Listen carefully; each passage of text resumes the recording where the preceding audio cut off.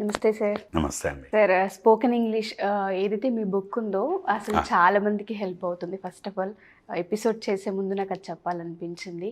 And మన classes కానివ్వండి చాలా అంటే మంచి రెస్పాన్స్ ఉంది అండ్ చాలా క్లియర్గా ఎక్స్ప్లెయిన్ చేస్తున్నారని చెప్పడం జరిగింది. కొంతమంది అడిగే డౌట్ ఏంటంటే కామెంట్స్లో ఇంగ్లీష్ మాట్లాడేటప్పుడు కొంత కన్ఫ్యూజన్ ఉంటూ ఉంది. యాక్ట్ వైజ్ పాస్ వైజ్ మాకు అర్థం అవ్వట్లేదు. అండ్ కొంతమంది మాట్లాడేటప్పుడు ఆ కన్ఫ్యూజన్ ఎక్కడో కనిపిస్తూ ఉంటుంది. ఒకసారి దాని గురించి ఎక్స్ప్లెయిన్ చేస్తారా అని అడుగుతున్నారు. ఒకసారి దాని గురించి. యాక్చువల్లీ ఈ పాసివ్ వాయిస్ అనేది ఏదైతే ఉందండి, it plays an important role particularly when your writing. రాసేప్పుడు కానీ డిస్క్రైబ్ చేసేప్పుడు కానీ మీరు న్యూస్ పేపర్ చూసినా కూడా చాలా సందర్భాల్లో డే టు డే లైఫ్లో పాసివ్ వాయిస్ని మనం వాడుతూ ఉంటాం. కాకపోతే ఈ పాసివ్ వాయిస్కి ఎందుకు కన్ఫ్యూజ్ అవుతూ ఉంటారంటే బేసిక్గా మామూలుగా పాసివ్ వాయిస్ అంటే ఏదో కాదండి. ఇది ఆల్రెడీ ఇంతకుముందు చాలాసార్లు చెప్పాను. Wear the subject is given importance. అంటే మనం ఇంగ్లీష్లో సబ్జెక్ట్కి ఇంపార్టెన్స్ ఇస్తూ మాట్లాడుతున్నప్పుడు యాక్టివ్ వాయిస్ వాడతాం.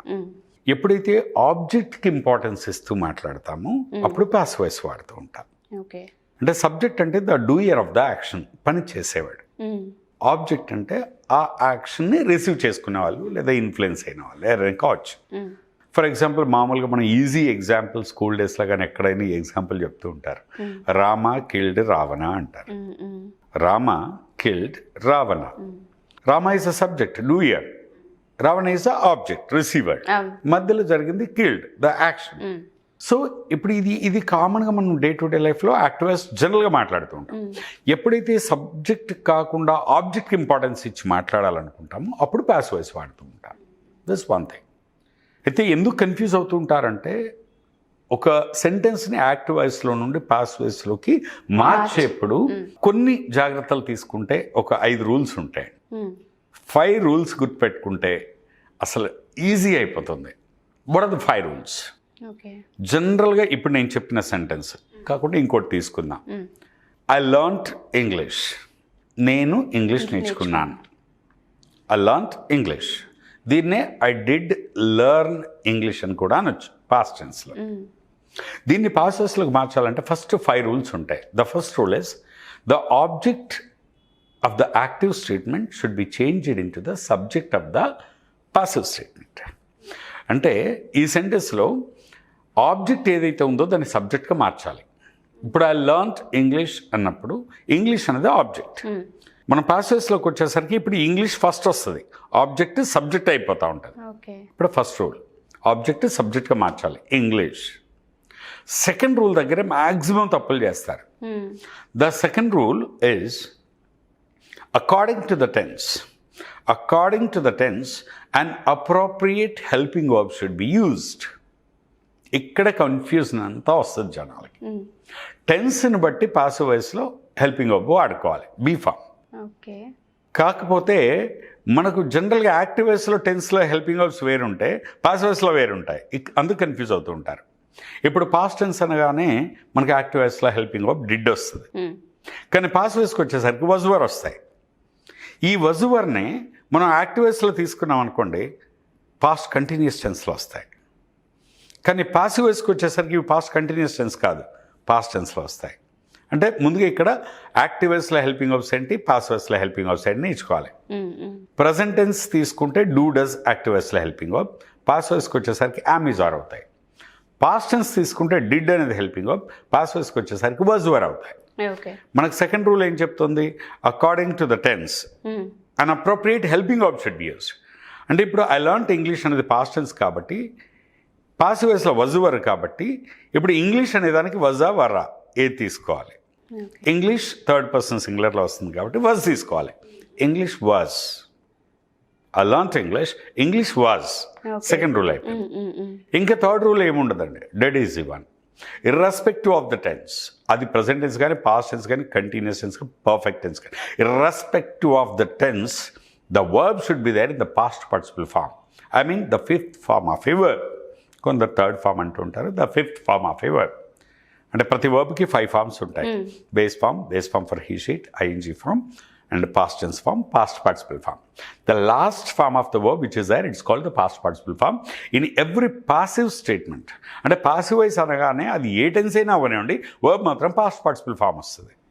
So English was learned. Learning past participle form learned. ఆ లర్న్డ్ ఇంగ్లీష్ ఉన్నప్పుడు ఇంగ్లీష్ ఫస్ట్ వాజ్ టెన్స్ని బట్టి వాజ్ తీసుకున్నాం. Learned past participle form. ఇంకా 4th రూల్ 5th రూల్ అనేవి అవి ఆప్షన్, కావాలంటే వాడుకోవచ్చు, లేదంటే లేదు. 4th రూల్ ఏంటంటే by is a preposition which can be taken from outside, which can be borrowed. అంటే బై అనే ప్రిపోజిషన్ కావాలనుకుంటే తీసుకోవాలి. English was learned by. Optional కింద బై మీ అనేది జనరల్గా స్పోకెన్ ఇంగ్లీష్ మనం వాడాం.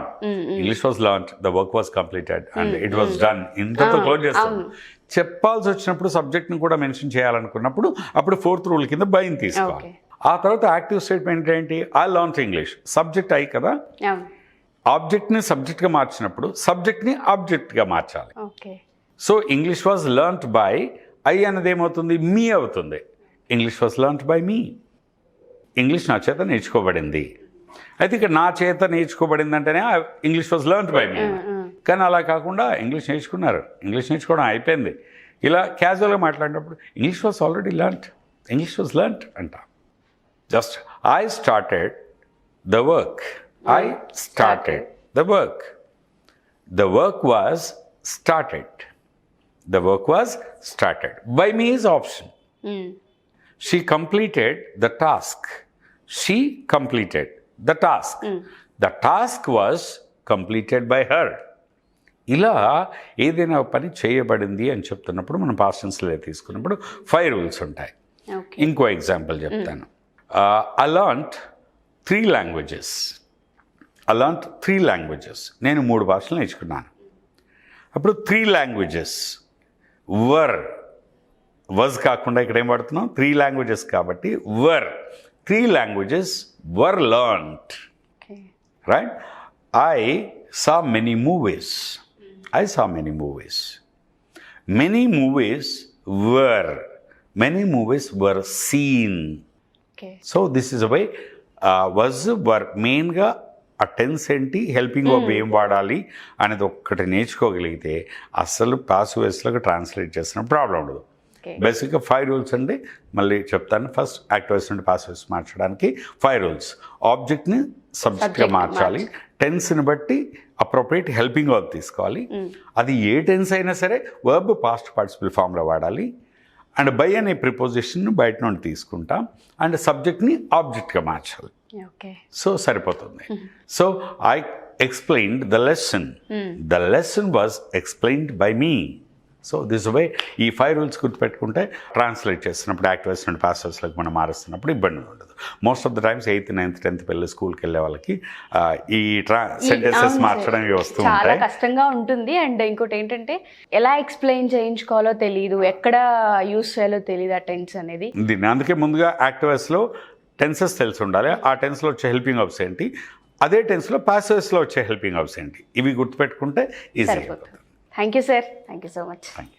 సార్, చాలామంది ఈజీ ఇంగ్లీష్ బుక్ ఏదైతే ఉందో దాని యొక్క డీటెయిల్స్ అడుగుతున్నారు. అంటే ఎలా పర్చేస్ చేయాలి, ఏ విధంగా మా వరకు వస్తుంది, మేము ఎక్కడెక్కడో ఉంటున్నాం బట్ మాకు ఆ బుక్ అవసరం ఉంది, ఎలా తెచ్చుకోవాలని అదొక డౌట్ అడుగుతూ ఉంటారు. అండ్ దాంతోపాటు ఆన్లైన్ క్లాసెస్ గురించి, బుక్ కోసం ఎలా తాపత్రయపడుతున్నారో, ఇంటరాక్షన్ అవ్వాలి, ఒకసారి ఆన్లైన్లో మనం మీట్ అవ్వాలి, వాళ్ళతో మాట్లాడాలి, ఏ విధంగా ఉంటుంది, మాకు కొన్ని డౌట్స్ ఉన్నాయి తెలియకుండా, కొంత మోటివేషన్ కావాలి, మేము నేర్చుకోవాలనుకుంటున్నాం ఇన్ని డేస్, హైదరాబాద్కి వచ్చి నేర్చుకోవడం కొంచెం కష్టం కాబట్టి ఆన్లైన్ ఫెసిలిటీ ఏ విధంగా ఉంటుంది, టైమింగ్స్ ఏంటి అని అడుగుతున్నారు.